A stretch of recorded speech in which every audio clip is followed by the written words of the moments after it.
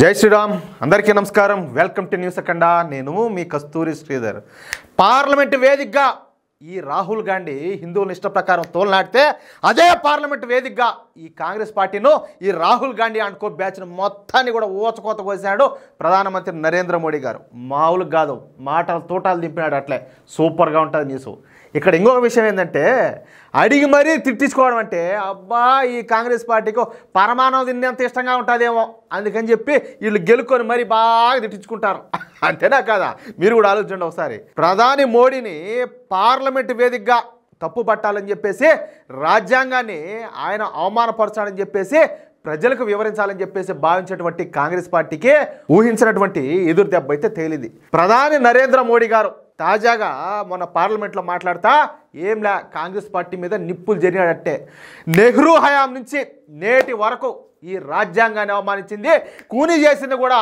మీరేనని అంటే ఎవరు కాంగ్రెస్ పార్టీనేనని చెప్పి రాజ్యాంగాన్ని ఇంతగా అవమానపరిచింది కాంగ్రెస్ వాళ్ళేనని చెప్పేసి తీవ్ర స్థాయిలో మోడీ గారు అయితే విరుచుకుపడినారు కాంగ్రెస్ పార్టీ మీద తొలి రాష్ట్రపతి అయినటువంటి ఏది మన స్వాతంత్రం వచ్చింది కదా స్వాతంత్రం వచ్చిన తర్వాత మన దేశానికి తొలి రాష్ట్రపతి వచ్చేసి బాబు రాజేంద్ర ప్రసాద్ గారు ఆయన చెప్పినా కూడా ఏ మాత్రం కూడా వినలేదు ఆయన కూడా కనీసం గౌరవం కూడా ఇవ్వకుండా రాజ్యాంగాన్ని మార్చారని చెప్పేసి ఆనాటి రోజులను మోడీ గారు గుర్తు చేశారు మొత్తం ఇప్పటి వరకు 75 సార్లు రాజ్యాంగానికి సవరణలు చేసినటువంటి వీళ్ళు అంటే ఎవరు ఈ కాంగ్రెస్ పార్టీ వాళ్ళు నేడు రాజ్యాంగ పరిరక్షలుగా చెప్పుకుంటున్నారని చెప్పేసి మామూలుగా అదంటే లెక్కలేసి మరీ దుమ్ము దులిపేశాడు అట్లే అప్పట్లో రాజ్యాంగానికి 75 సార్లు సవరణలు చేశారు నెహ్రూ హయాంలో 17 సార్లు రాజ్యాంగాన్ని మార్చారు ఇందిరాగాంధీ హయాంలో 28 సార్లు రాజ్యాంగాన్ని మార్చారు రాజీవ్ గాంధీ హయాంలో 10 సార్లు రాజ్యాంగాన్ని మార్చారు ఈ మన్మోహన్ సింగ్ ఉన్నాడు కదా మౌన ప్రధాని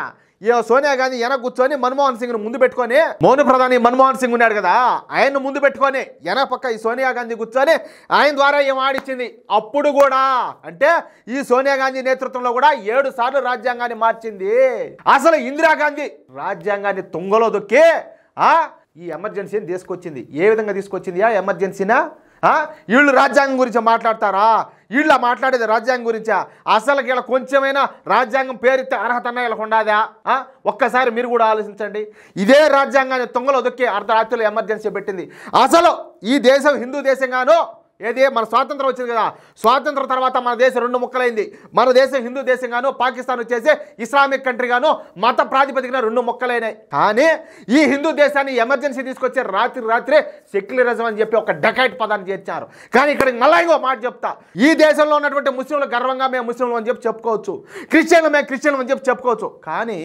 హిందువులు మాత్రం మేము హిందువులు అని చెప్పి చెప్పుకోకూడదు మేము హిందువులు అని చెప్పేసి ఒకవేళ హిందువులు చెప్పుకుంటే వీళ్ళు మతోన్మాదులు అయిపోతారు మత ఛాందస్వాదులు అయిపోతారు ఆ విధంగా హిందువులు అంటేనే అదొక బూత్ అన్నట్టు అదో పెద్ద నేరం అన్నట్టు హిందూ సమాజాన్ని తయారు చేశారు హిందువు అనెత్తిన లేని సెక్యులరిజం అనే పదాన్ని తీసుకొచ్చి అరగరుద్ది పెట్టి హిందువులను ఎందుకు పరిమాణాలు చేశారు అంటే దాని అర్థం ఏంది ఈ దేశాన్ని అస్థిరపరచాలనే కదా హిందూ సమాజాన్ని సమూలంగా నాశనం చేయాలనే కదా అంతెందుకయ్యా స్వాతంత్రం వచ్చింది మన చరిత్ర పుస్తకాల్లో మన విద్యార్థులు ఈ దేశంలో ఉన్నటువంటి విద్యార్థులు ఏం చదువుకోవాలా ఏం నేర్చుకోవాలా అంటే ఈ దేశం మీద ఎవరైతే దండయాత్రలు చేశారో ఈ దేశాన్ని ఎవరైతే దోచుకున్నారో ఈ దేశ సంపద ఎవరైతే కొలగొట్టారో ఎవరైతే గుళ్ళు గోపురాలు కూల్చారో ఎవరైతే దేవతామూర్తుల విగ్రహాలు విరగొట్టారో వాళ్ళ చరిత్రలో మనం తెలుసుకోవాల్సింది మనం నేర్చుకోవాల్సిందే కడుపుకి అన్నం తింటున్నారా అశుద్ధం తింటున్నారా వీళ్ళంతా కూడా వీళ్ళకి అసలు ఈరోజు మాట్లాడడానికి అసలు హక్కు ఉన్నదే అర్హత ఉన్నదే వీళ్ళకు అసలు ఇప్పుడు పార్లమెంట్ అంటే దేవాలయంతో సమానం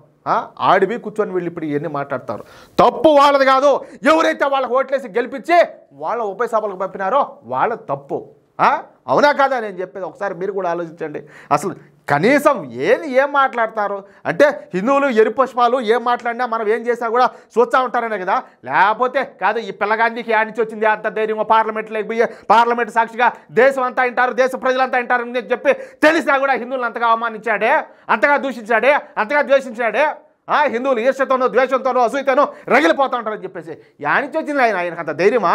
మనము మనలో విషయం లేక మనలో పసలేక వీళ్ళు యాదవులు, వీళ్ళు సన్నాసులు, వీళ్ళు పొరంబోకులు, వీళ్ళకి ఐకమత్యం అనేది ఉండదు, వీళ్ళ కులాల పేరు చెప్పుకొని, వర్ణాల పేరు చెప్పుకొని, వర్గాల పేరు చెప్పుకొని, ప్రాంతాల పేరు చెప్పుకొని, భాషల పేరు చెప్పుకొని వీళ్ళు కొట్టుకొని సచ్చా ఉంటారు. కానీ మిగతా వాళ్ళు అట్ట కాదు, వాళ్ళు అంతగా అందరూ కలిసి గంప కొత్తగా తీసుకొచ్చి మన హోటల్ దొబ్బుతారని చెప్పేసి ఒక కాన్ఫిడెన్స్లో హిందువుల ఇష్ట ప్రకారం మాట్లాడాడు. వీళ్ళంతా బేవర్స్ అన్నట్టు. లేకపోతే యానించి వచ్చింది అంత ధైర్యం? ఒకసారి మీరు ఆలోచించండి. ఇదే ఎమర్జెన్సీ టైంలో ఎంతమందిని, వేలాది మందిని జైల్లో కుక్కినారు వేసి, కనీసం కోర్టులు మాట్లాడేదానికిలా, పత్రికలు మాట్లాడేదానికిలా, అసలు ఏ ఊరు మాట్లాడే హక్కేలా, విద్యార్థులు కాదు ఏ సంఘాలు కూడా మాట్లాడేదానికిలా అందరినీ ఏంటంటే ఉక్కు పదంతో అనగా తొక్కినారట్టే, ఊరికే కూడా లేకుండా. అట్టాడి ఇప్పుడు రాజ్యాంగ పరిరక్షణ అంట ఊరు వాడా తిరుగుతున్నారని చెప్పేసి మోడీ గారు అన్నారు. అది విషయం. ఓటు బ్యాంకు రాజకీయాల కోసం కాంగ్రెస్ పాలకులు చేసినటువంటి కుట్రలో రాజ్యాంగం నలిగిపోయింది. ఈ చీచీ నెహ్రూ కావచ్చు, ఎవరో ఈ ఫిరోజ్ జహంగీర్ గాంధీ వాళ్ళ సత్యమణి ఉన్నారు కదా, ఇందిరాగాంధీ కావచ్చు, ఆమె గారి కొడుకు అయినటువంటి పుత్రరత్నం అయినటువంటి ఈ రాజీవ్ గాంధీ కావచ్చు, ఈ ముగ్గురు కూడా రాజ్యాంగ స్ఫూర్తిని పూర్తిగా దెబ్బతీశారు. వీళ్ళే కాదు, యూపీఏ హయాంలోని ప్రధాని మన్మోహన్ సింగ్ను డమ్మింగ్ చేసి ఒక మరబొమ్మని చేసి పార్టీ అధ్యక్షురాలు ఎనక చేరుకొని చక్కన తిప్పింది ఎవరు? రాజమాత. ఎవరు? సోనియా గాంధీ. ఆమె వీర రాజ్యాంగ పరీక్షణ చేసేదని చెప్పేసి మోడీ గారు అంటే కనీసం రాజ్యాంగం గురించి మాట్లాడాలంటేనే ఏమైనా చాట పట్టేటట్టు మాట్లాడినాడు. దేశానికి స్వాతంత్రం వచ్చినాక 1947 నుంచి 1952 వరకు కాంగ్రెస్ కుటుంబమే ఈ దేశాన్ని ఏలిందని చెప్పేసి దుమ్ము దులిపేశాడు. తెలుసా మీకు ఈ విషయము? 1947 నుంచి 1952 వరకు కాంగ్రెస్ కుటుంబమే దేశాన్ని పరిపాలించింది. ఎందుకు ఎన్నికలు జరపలా ఈ 1947 నుంచి 52 వరకు? ఎందుకు ఎన్నికలు పెట్టలేదని చెప్పేసి పార్లమెంట్ సాక్షిగా నిలదీసినాడు. అది నాయకుడు కావాల్సిన లక్షణం. ఎంతమంది తెలుసు ఈ విషయం? ఎవరికైనా తెలుసా? చెప్పాలంటే నాకు కూడా తెలియదు. దేశానికి వీళ్ళు నష్టం చేసింది కాక ఈరోజు రాజ్యాంగానికి ఏదో జరిగిపోతుందని చెప్పేసి వీళ్ళంతా కూడా ముసలి కన్నీళ్ళు గార్చానన్నాడు. ప్రజలు బుద్ధి చెప్పినా కాంగ్రెస్కి అయితే బుద్ధి రాలేదు. ఇటీవల జరిగినటువంటి ఎన్నికల్లో అనేక రాష్ట్రాల్లో ఈ కాంగ్రెస్ పార్టీ నేతలు డిపాజిట్లు కోల్పోయినారు. ప్రజల మద్దతు కూడగట్టడంలో ఘోరంగా ఫెయిల్ అయిపోయినారు. రాజ్యాంగాన్ని విమర్శిస్తున్నారు ఇటు వాళ్ళు అందరూ కూడాను అని చెప్పేసి.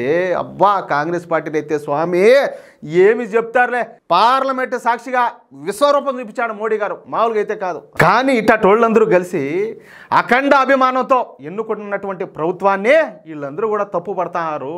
తమ పాలనలో ఏది భారతీయ జనతా పార్టీ పాలనలో జరుగుతున్నటువంటి మంచిని చూడలేక వీళ్ళందరూ కూడా అసూయతో కడుపు మంటతో వీళ్ళంతా కూడా కన్నీళ్లు పెట్టుకుంటారని చెప్పేసి వీళ్ళ బతుకులను బస్టాండ్ చేసి పారేశాడు మోడీ గారు.